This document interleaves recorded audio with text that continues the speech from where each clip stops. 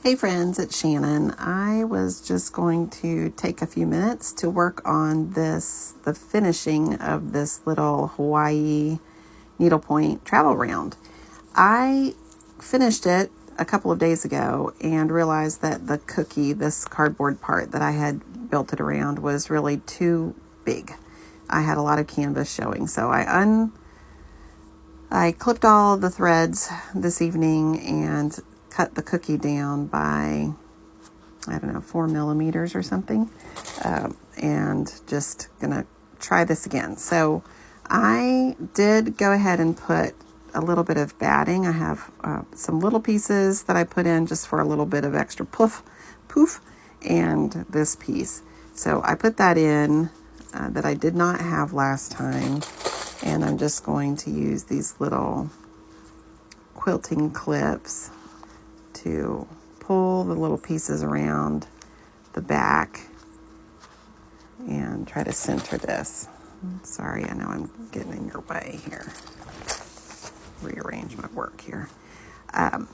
Most people who are reasonable and rational crafters craft at a table, but I have my little recliner, and so I just do a lot in my lap because it's comfortable.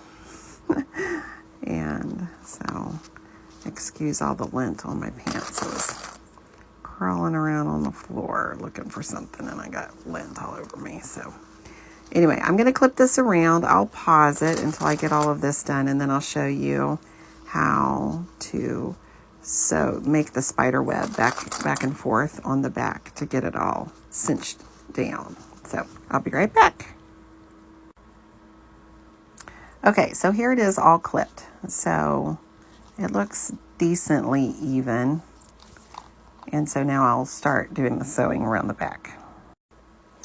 Okay, so I grabbed a little, what's left of a little ball of pearl cotton. I don't know, this might be DMC pearl cotton 8 or 5 or something.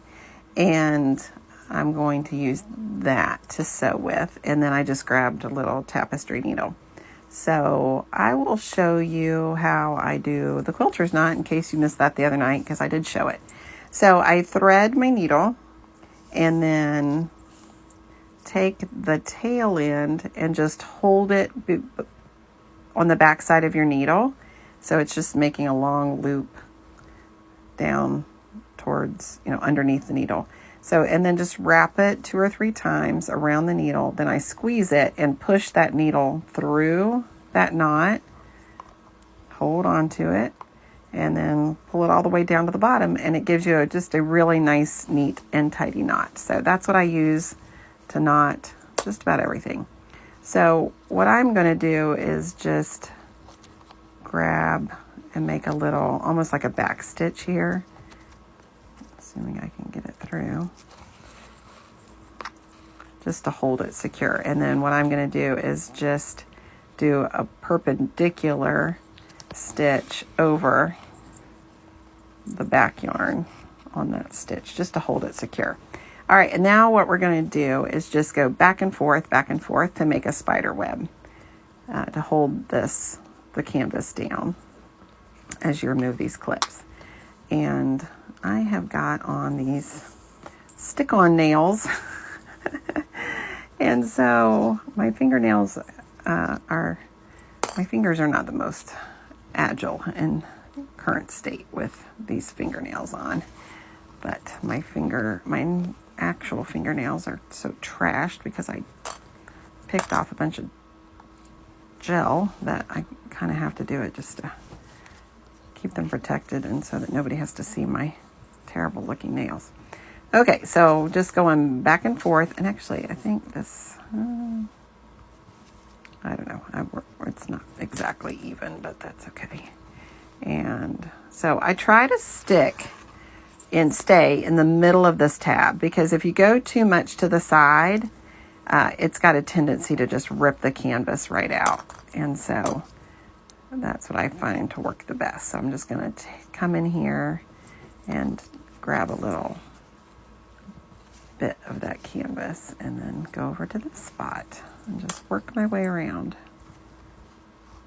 So I'll keep that up and then I'll come back when I'm done.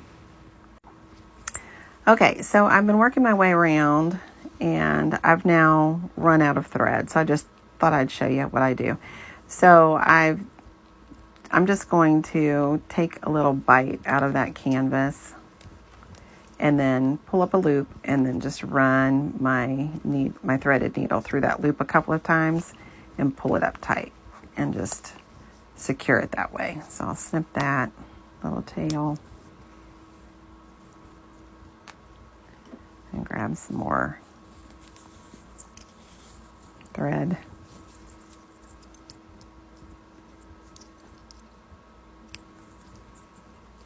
And keep it going.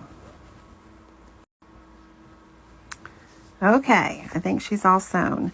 There are definitely some spots that are not perfectly rounded around the cookie, but I think that when I sew the back part to it, oh gosh, my cookie might be a little bit too big. But I think when I do the sewing of them together, I can neaten all of this up. I'm hopeful. There are definitely some spots that the canvas is still showing around the edge. I'm definitely still learning how to do this optimally, but I think it'll be okay, especially once I get the cording put on to kind of cover up my little mistakes. So I think we'll just keep persevering and see how this turns out. Clip that. Again, it's not perfect by any stretch, but we'll see how it goes. You know, worst case, I can always rip it back out and try it again. But that's what we're going to do. And I know that this is not very tight and neat and tidy, but I'd heard from somebody on TikTok that you want it a little bit loose so that when you do those sealing stitches, I'll call it, when you sew them back together or the back to back, it gives you a little bit of leeway. This might be way too loose, but I was trying to be a little intentional to give myself some leeway so that I've got some things to draw it up with, but it might be a little too much. So we'll give it a go. I'll let you know how it goes. Thanks a lot.